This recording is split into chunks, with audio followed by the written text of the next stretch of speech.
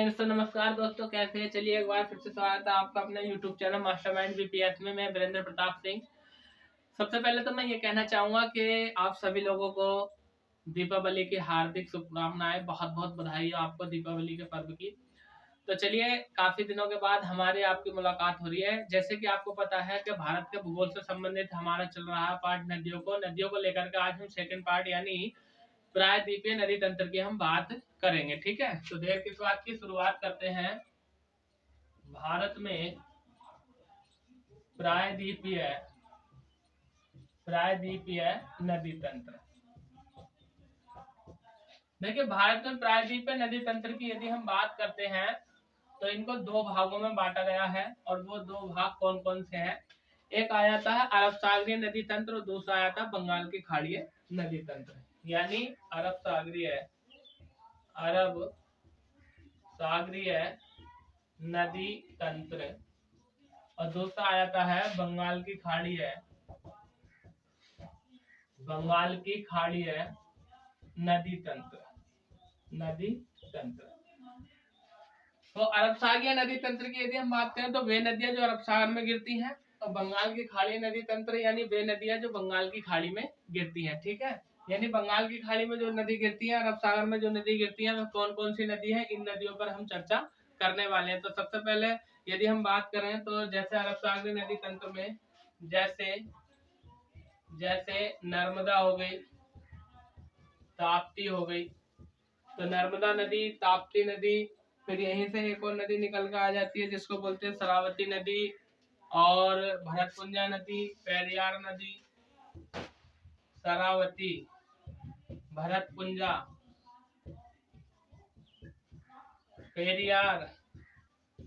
तो ये प्रमुख रूप से नदी आ जाती है जो अरब सागर में गिरने वाली नदियां हैं। और यदि हम बात करें यहाँ से तो भादरी नदी भी आ जाती है, सतरंजी भी आ जाती है, और आपका बैतरणी भी आ जाती है। ठीक है, भादरी, सतरंजी और बैतरणी नदी। और भी हैं, आदि लिख देता हूं मैं यहाँ पर। यदि हम बात करें बंगाल की खाड़ीय नदी तंत्र की तो जैसे गोदावरी हो गई,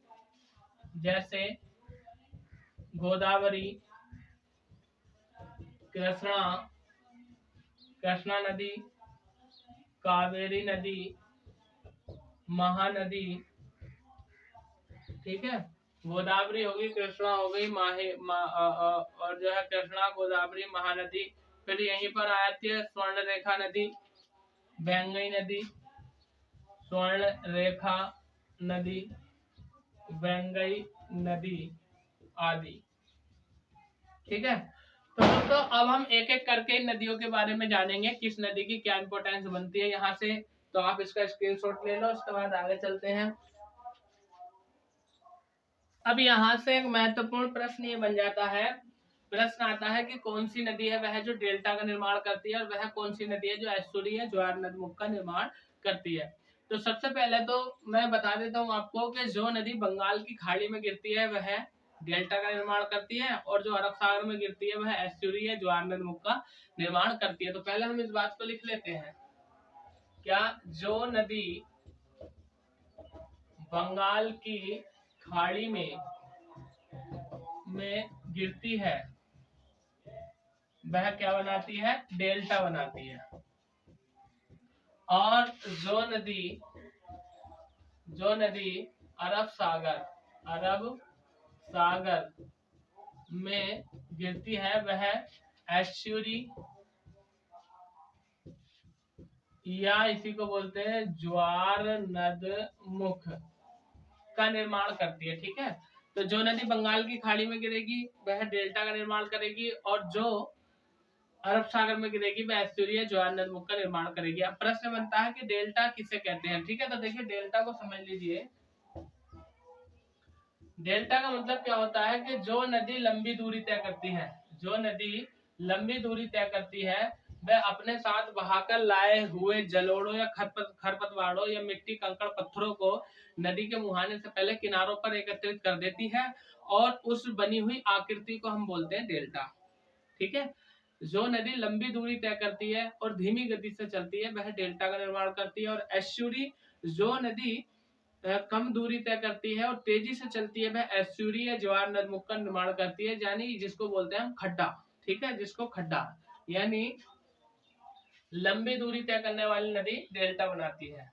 लंबी दूरी तय करने वाली नदी, जैसे ये लंबी दूरी तय कर रही है, यहाँ पर ये अनेकों धाराओं में वितरित भी हो जाएगी और ये समुद्र है तो ये क्या हो गया, डेल्टा हो गया। ठीक है, और एस्चुरी की जैसे मान ली एक नदी आ रही है, एक नदी आ रही है, यहाँ पर गिर रही है तो एक खड्डे का या ज्वार नदमुख का निर्माण कर रही है। ठीक है, लंबी दूरी तय करने वाली नदी डेल्टा बनाती है और कम दूरी तय करने वाली व तेजी से चलने वाली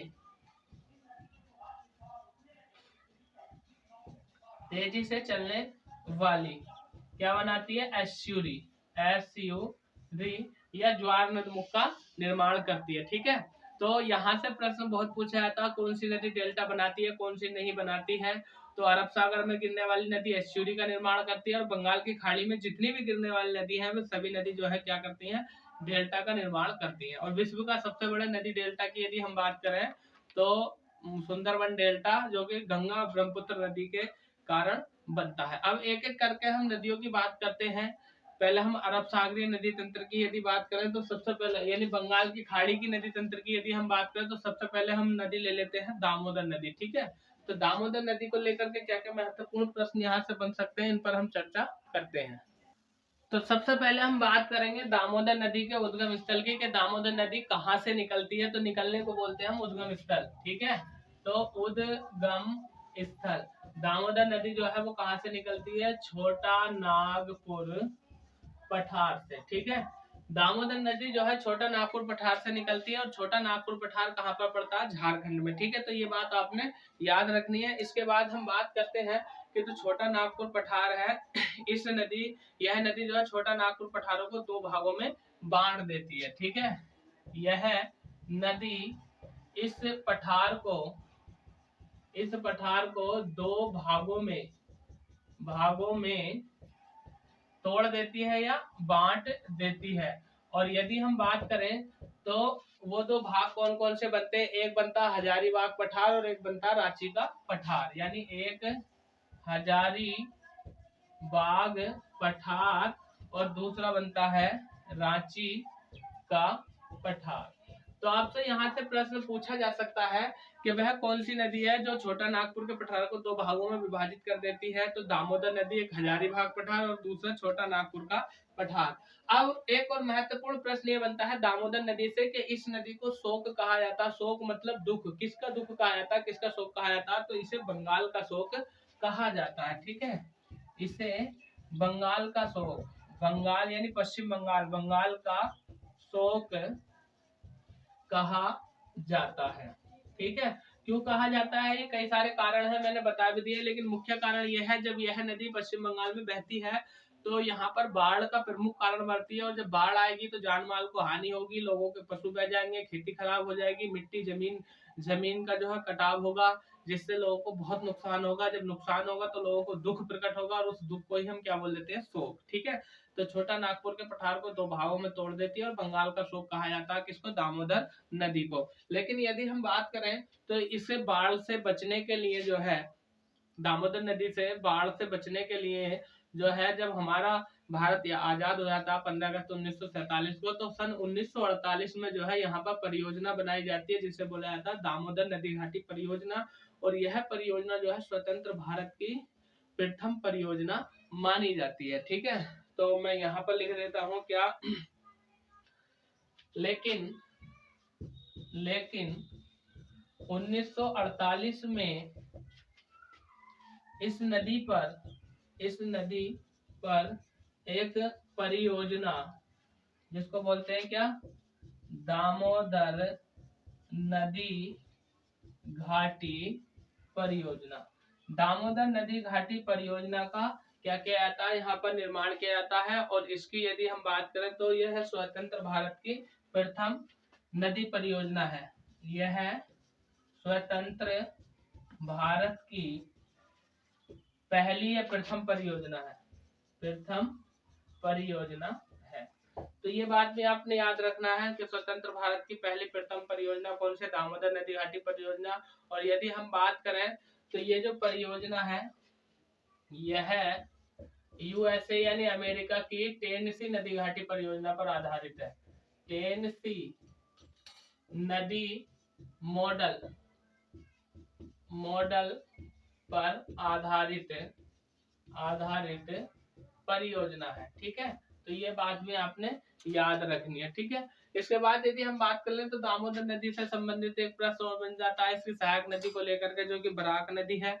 और दामोदर नदी की यदि हम बात करें तो एक महत्वपूर्ण प्रश्न ये बनता है कि दामोदर नदी हुगली की सहायक नदी भी कहलाती है। और यहाँ पर एक महत्वपूर्ण प्रश्न ये बनता है कि पश्चिम बंगाल में जो दुर्गापुरा इस्पात उद्योग है वो इसी नदी के किनारे स्थित है, यानी दुर्गापुरा या दुर्गापुर। ठीक है, दुर्गापुरा इस्पात उद्योग, ठीक है, इसी नदी तट पर आधारित है, इसी नदी तट पर स्थित है। ठीक है, तो एक प्रश्न तो आपको याद रखना। इसके बाद यदि हम बात करें तो यहाँ से इस्पात उद्योग को लेकर भी हम, यानी भारत में उद्योगों को लेकर भी हम चर्चा करेंगे, लेकिन वो अगली वीडियो में आएगा। आगे यदि हम बात करें तो एक और नदी पड़ती है जिसको बोलते हैं स्वर्ण रेखा नदी, और स्वर्ण रेखा नदी पर जमशेदपुर इस्पात उद्योग स्थित है। ठीक है, यानी लिख देता हूँ मैं इसे भी, स्वर्ण रेखा नदी, इस पर कौन सा है, जमशेदपुर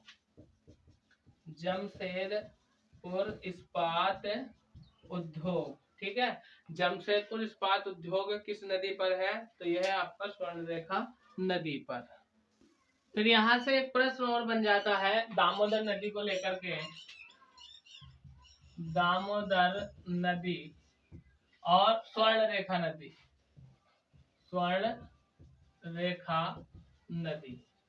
अच्छा, दामोदर नदी और स्वर्ण रेखा नदी को लेकर के एक महत्वपूर्ण प्रश्न ये बन जाता है, प्रश्न ये बनता है कि इन नदियों से जो है रासायनिक प्रदूषण होता है।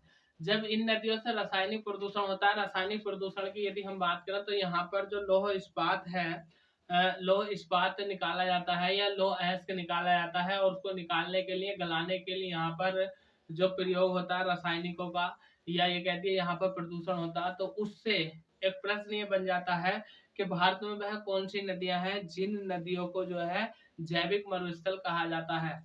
तो दामोदर नदी और स्वर्ण रेखा नदी को जैविक मरुस्थल कहा जाता है। तो मैं यहाँ पर लिख रहा हूँ, इन नदियों से रासायनिक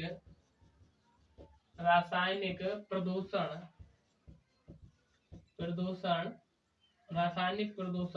होता है। अब रासायनिक प्रदूषण का कारण क्या है, कारण यह है यहाँ पर लौह इस्पात या अयस्क निकाला जाता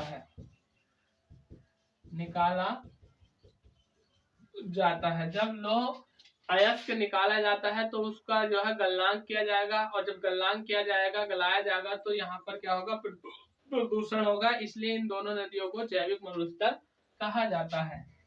इसलिए इन्हें किन्हें, दामोदर और स्वर्ण रेखा को जैविक मरुस्थल कहा जाता है। तो आपसे सीधा प्रश्न पूछ लेगा, वह कौन सी नदियां हैं जिन्हें जैविक मरुस्थल कहा जाता है, तो दामोदर और स्वर्ण रेखा नदी की यदि हम बात करें तो स्वर्ण रेखा नदी पर एक जलप्रपात पड़ता है जिसे बोलते हैं हुंडरू जलप्रपात, यानी हुंडरू जलप्रपात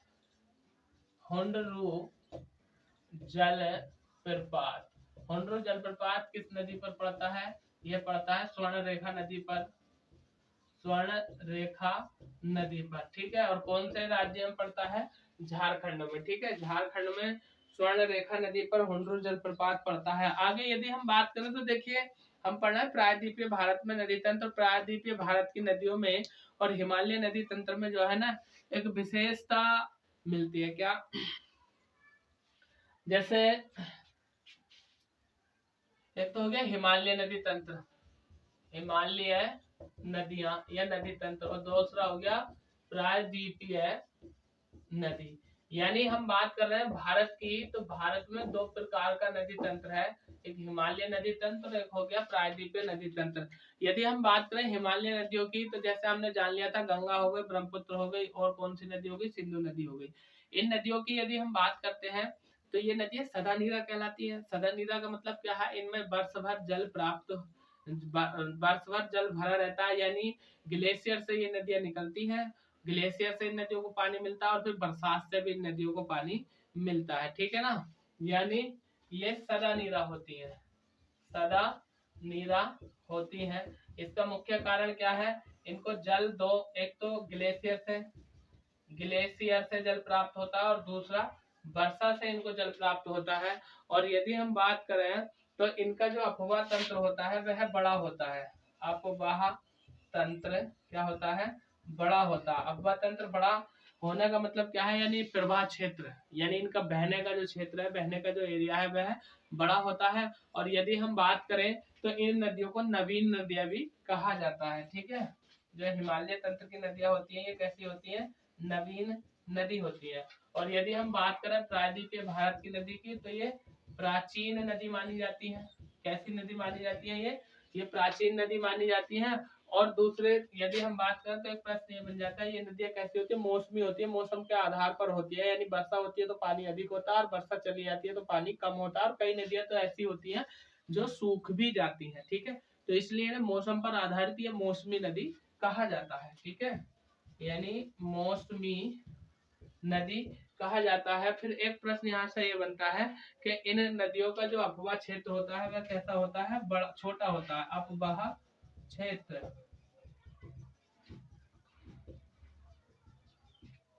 अफवाह क्षेत्र छोटा होता है। और इनमें जो जल प्राप्त होता है, इन नदियों को जल प्राप्त होता है वर्षा से, ठीक है। यानी जल कहाँ से मिलता है इनको, वर्षा से। अब एक बार आप इसका स्क्रीनशॉट ले लो, इसके बाद हम बात करते हैं अगली नदी की, और अगली नदी है हमारी महानदी।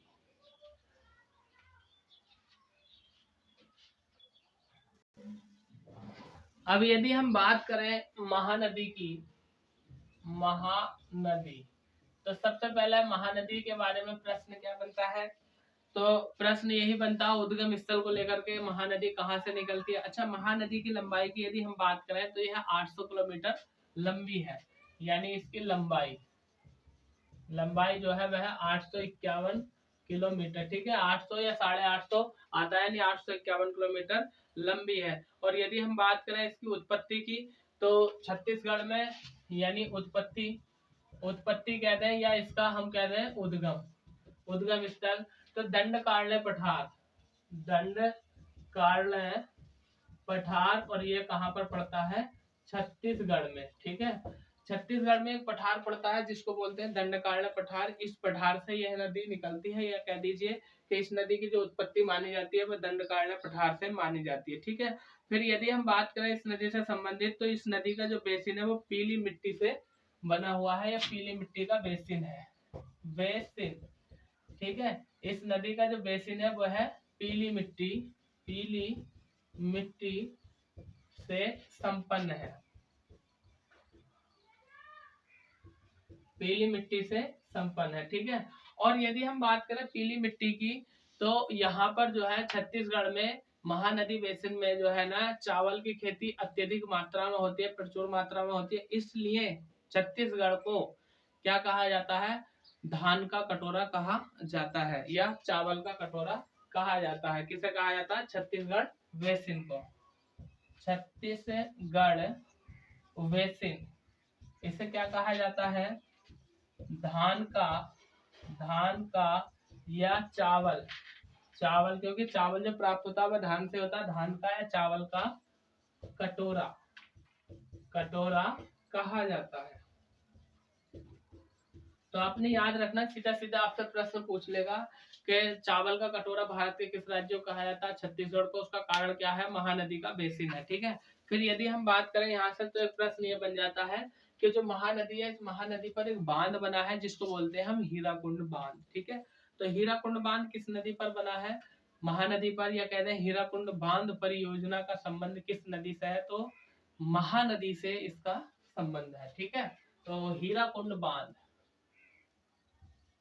हीराकुंड बांध या बांध परियोजना कहना है। तो हीराकुंड बांध यदि हम बात करें नदी की तो किस नदी पर है ये, महानदी पर। फिर इसके बाद प्रश्न बन जाता है कि इस बांध की लंबाई को लेकर के प्रश्न बन जाता है। इसकी लंबाई की यदि हम बात करें तो लगभग में 5 किलोमीटर या फिर यूं बोल दीजिए 4.8 किलोमीटर यह लंबा बांध है। और इसलिए इसके लिए प्रश्न ये बनता है कि भारत का सबसे लंबा नदी बांध कौन सा है। तो भारत का सबसे लंबा नदी बांध जो है वो है हीराकुंड नदी बांध है। तो लिखेंगे हम यह है भारत का सबसे लंबा बांध है। ठीक है, सीधा सीधा आपसे प्रश्न पूछ लेगा कि भारत का सबसे लंबा बांध कौन सा है। तो भारत का सबसे लंबा बांध है हीराकुंड बांध। कैसे याद रखेंगे इसको कि हीरा किस में निकलेगा, जो नदी होगी महान, यानी महानदी में ही हीरा निकलेगा। ठीक है, यानी जो नदी महान होगी उसमें क्या निकलेगा, हीरा। ठीक है, तो हीराकुंड बांध किस नदी पर है, महानदी पर। फिर इस नदी के लिए एक प्रश्न और बन जाता है, और वह प्रश्न यह है कि इस नदी को भी शोक कहा जाता है। किसका शोक कहा जाता है, उड़ीसा का शोक कहा जाता है। यानी इसे उड़ीसा का शोक कहा जाता है। ठीक है, और शोक क्यों कहा जाता है, इसके कारण मैंने तुम्हें बता दिए हैं। जब बाढ़ से प्रभावित क्षेत्र होगा तो यहाँ पर लोगों को दुख होगा। फिर प्रश्न आता है कि भारत की हुआंगो नदी किसे कहा जाता है। तो भारत की हुआंगो नदी महानदी को कहा जाता है। क्यों कहा जाता है, क्योंकि हुआंगो नदी चीन की प्रमुख नदी है। तो चीन की हुआंगो नदी की जो विशेषताएं हैं वही विशेषताएं भारत में महानदी की है, इसलिए इसे भारत की हुआंगो नदी कहा जाता है। ठीक है, तो मैं लिख रहा हूँ यहाँ पर भारत की हुआंगो नदी कहा जाता है। तो ये प्रश्न भी आपने याद रखना। उसके बाद यदि हम बात करें तो क्यों कहा जाता है, क्योंकि हुआंगो नदी के समान इसकी समानता है। हुआंगो नदी के समान क्या है, समानता है। और समानता किसकी है, महानदी की। ठीक है, महानदी की समानता हुआंगो नदी की समानता है। फिर यदि हम बात करें तो इसके लिए प्रश्न ये बनता है कि महानदी के किनारे एक शहर स्थित है जिसको बोलते हैं हम कटक। और कटक किस की जन्म स्थली है बताइए, यानी किनारे स्थित शहर। तो मैं यहाँ पर लिख देता हूं शहर, और उस शहर का नाम है कटक। ठीक है, और कटक जो है नेताजी सुभाष चंद्र बोस की जन्म स्थली है। ठीक है, 23 जनवरी को पराक्रम दिवस के रूप में मनाया जाता है नेताजी सुभाष चंद्र बोस का जन्मदिन। आगे यदि हम बात करें तो प्रश्न ये बन जाता है कि महानदी का जो डेल्टा क्षेत्र है उसे क्या कहा जाता है। तो उत्तरी सरकार या कह सकते हैं उत्कल का मैदान, इसके डेल्टा को उत्कल का मैदान कहा जाता है। तो प्रश्न बनेगा उत्कल का मैदान,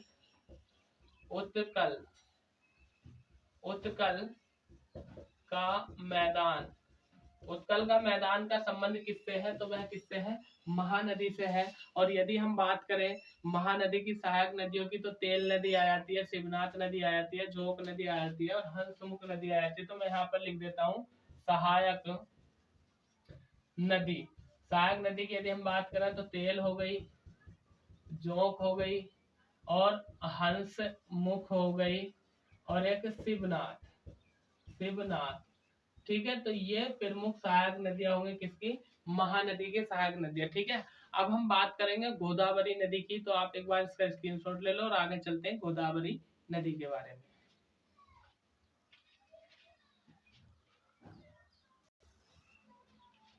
गोदावरी नदी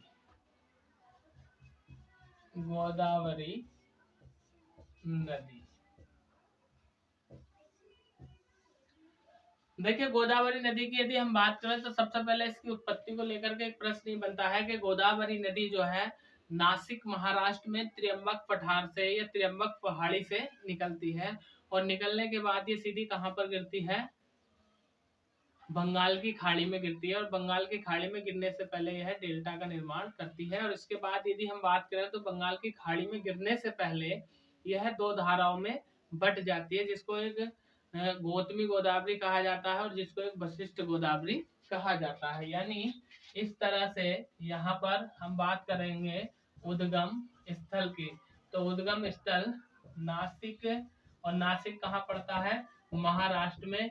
यहाँ पर है त्र्यंबक की पहाड़ी, त्र्यंबक की पहाड़ी, और त्र्यंबक की पहाड़ी से यह नदी निकलती है। और जब ये निकलती है पहाड़ी से, तो निकलने के बाद ये जो है ना दो विशेष धाराओं में जो है विभाजित हो जाती है, और होने पर जो है एक डेल्टा का निर्माण करती है। ठीक है, डेल्टा का निर्माण जब यह नदी करती है और दो धाराओं में बट जाती है, तो इसकी बटी हुई दो धारा को कहा जाता है, इसको कहा जाता है वशिष्ठ गौतमी,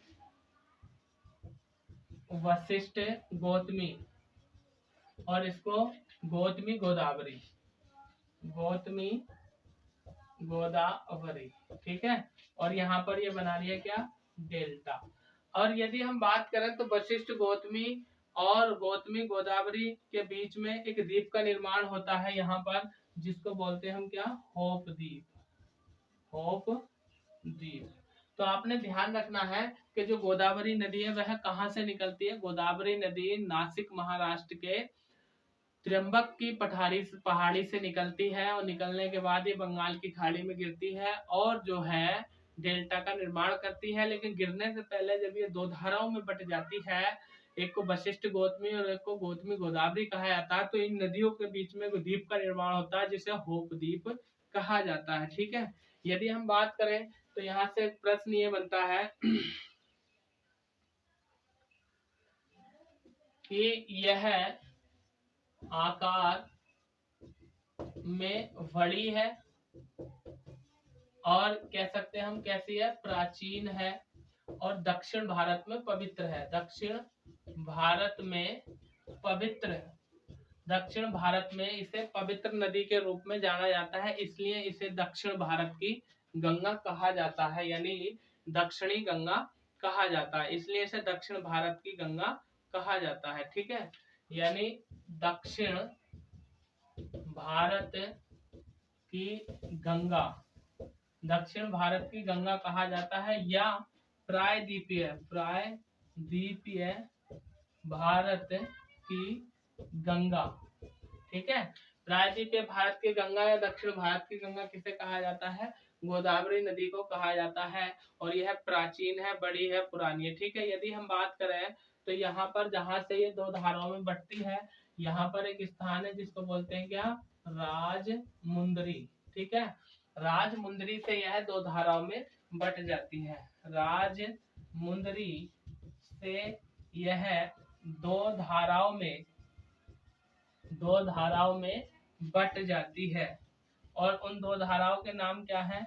एक का लिख दिया हमने क्या? वशिष्ठ गौतमी, और दूसरी का लिख दिया है क्या? गौतमी गोदावरी। ठीक है, दो धाराओं में बट जाती है, और दोनों के बीच में एक द्वीप का निर्माण होता है। द्वीप की यदि हम बात करें तो कौन सा नाम है उसका? होप द्वीप। यानी दोनों धाराओं के बीच में एक द्वीप का निर्माण होता है जिसको बोला जाता है होप द्वीप। ठीक है, और यह नदी जो गोदावरी नदी है डेल्टा बनाती है, कहाँ पर? बंगाल में डेल्टा बनाती है और बंगाल की खाड़ी में गिरती है। ठीक है, यानी डेल्टा कहाँ पर बनाती है? यह बंगाल में डेल्टा बनाती है, और बंगाल की खाड़ी में गिर जाती है। तो ये भी महत्वपूर्ण प्रश्न है, इसको याद रखना। यदि हम बात करें यहाँ से कि इस नदी से और क्या क्या महत्वपूर्ण प्रश्न बन सकते हैं, तो आप एक बार इसका स्क्रीनशॉट ले लीजिए, और तब हम आगे। देखिए मैं हट यूं जाता हूँ ताकि आप नोट कर सके चीजों को, इसलिए मैं बार बार हट जाता हूँ स्क्रीन के सामने से। तो आप इसका स्क्रीनशॉट ले लीजिए, इसके बाद हम चलते हैं आगे। अब हम बात करते हैं गोदावरी की सहायक नदियों के बारे में, यानी सहायक नदियां। किसकी सहायक नदियां? गोदावरी की। ठीक है, तो देखिए जैसे कि आपको ज्ञात है, हमने बताया कि महाराष्ट्र के त्र्यंबक की पहाड़ियों से यह नदी निकलती है, और निकलने के बाद यहाँ पर ये दो धाराओं में विभक्त हो जाती है। ठीक है, दो धाराओं में विभक्त हो जाती है, और उसके बाद यहाँ पर डेल्टा का निर्माण करती है, और यहाँ पर एक द्वीप का निर्माण करती है जिसको बोलते हैं क्या? होप द्वीप। होप द्वीप किस नदी के कारण बनता है? तो वह आपको याद होना चाहिए, गोदावरी नदी के कारण बनता है। अब हम इसकी सहायक नदियों की यदि हम बात करें तो सबसे पहली जो सहायक नदी इसकी निकल कर आती है ये हो गया इसका उद्गम। और उद्गम क्या है? त्र्यंबक पहाड़ी। ठीक है, सबसे पहली सहायक नदी आती है प्रोबरा या जिसको बोलते हैं पूर्णा नदी। यानी यहाँ पर एक नदी है, इसको बोलते हैं प्रोबरा या इसी को बोला जाता है क्या? पूर्णा नदी। इसके बाद जो एक अगली सहायक नदी निकल कर आती है तो उस नदी को बोलते हैं प्राणहिता। और प्राणहिता की यदि हम बात करें तो दो नदियों की संयुक्त धारा है, एक को बोलते हैं पेनगंगा, एक को बोलते हैं वैनगंगा। ठीक है, तो एक नदी निकल कर आती है पेनगंगा और एक नदी निकल कर आती है वैनगंगा। इन दोनों की सहायक नदी, इन दोनों से मिलकर के बनती है कौन? प्राणहिता। ठीक है, तो प्राणहिता जो सहायक नदी है वह किसकी है? गोदावरी की सहायक नदी है। उसके बाद एक और नदी निकल के आती है जिसको बोलते हैं हम इंद्रावती नदी। ठीक है, यहाँ से निकल के आती है, इसको बोलते हैं हम क्या? इंद्रावती। ठीक है, तो ये मुख्य जो है इसकी सहायक नदियां होगा। ये कौन से तट की होगी? दाएं तट की। और बाएं तट की इसकी एक सहायक नदी है जिसको बोलते हैं क्या? यानी मंजरा नदी। ठीक है, तो बाएं तट की इसकी सहायक नदी है जिसको बोलते हैं मंजरा नदी।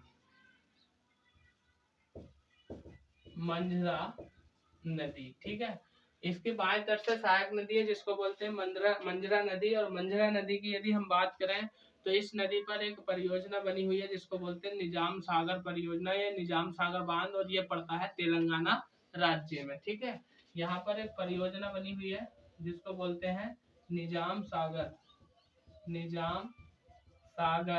बांध कह दें या परियोजना कह दें। और ये पड़ता कहाँ पर? तेलंगाना में।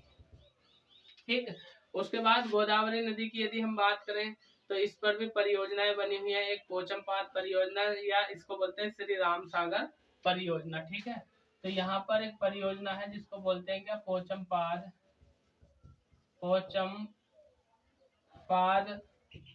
या श्री राम सागर परियोजना। पोचमपाद या श्री राम सागर परियोजना की यदि हम बात करें तो इसके बारे में भी हम आगे चल के जानेंगे। आगे एक और परियोजना बनती है इस नदी पर जिसको बोलते हैं धबलेश्वर बांध। ठीक है, तो धबलेश्वर बांध जो पड़ता है वो इस नदी पर पड़ता है। कौन सी नदी है ये गोदावरी नदी। ठीक है, तो यहाँ पर धबलेश्वर बांध। ठीक है, एक और बांध इंद्रावती नदी की यदि हम बात करें तो यहाँ पर पड़ता है, इसको बोलते हैं चित्रकूट बांध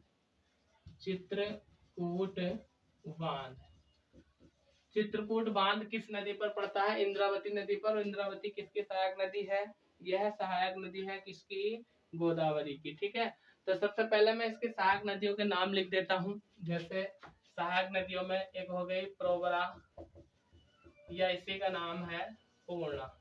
ठीक है, दूसरी नदी की हम बात करें तो प्राणहिता नदी। तीसरी नदी की हम बात करें तो इंद्रावती नदी। और चौथी नदी की अगर हम बात करें तो वह आ जाती है मंजरा नदी। ठीक है, तो ये प्रमुख इसकी सहायक नदी है। अब इन बांधों के बारे में हम जान लेते हैं कि कौन सी नदी पर कौन सा बांध बना है और किस राज्य में है और उस बांध की क्या इम्पोर्टेंस यहाँ पर पड़ती है। तो आप एक बार इसका स्क्रीनशॉट ले लो, इसके बाद चलते हैं हम आगे।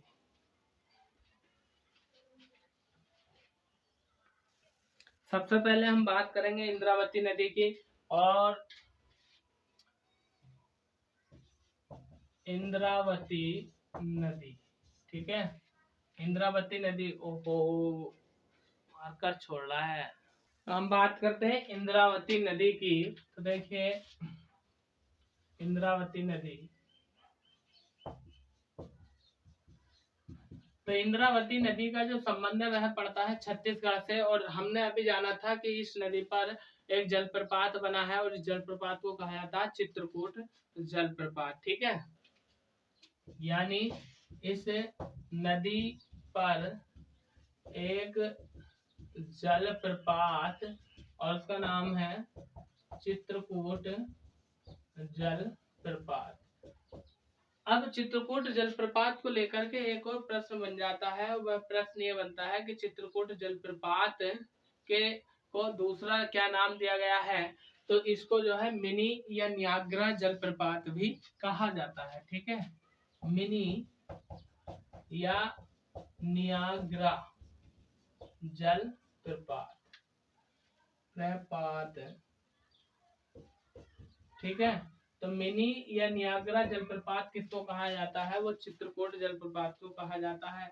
आगे यदि हम बात करें तो जो मंझरा नदी है, मंझरा नदी पर महाराष्ट्र में, कहां पर, महाराष्ट्र में एक बांध बना है जिसका नाम है जायकवाड़ी बांध।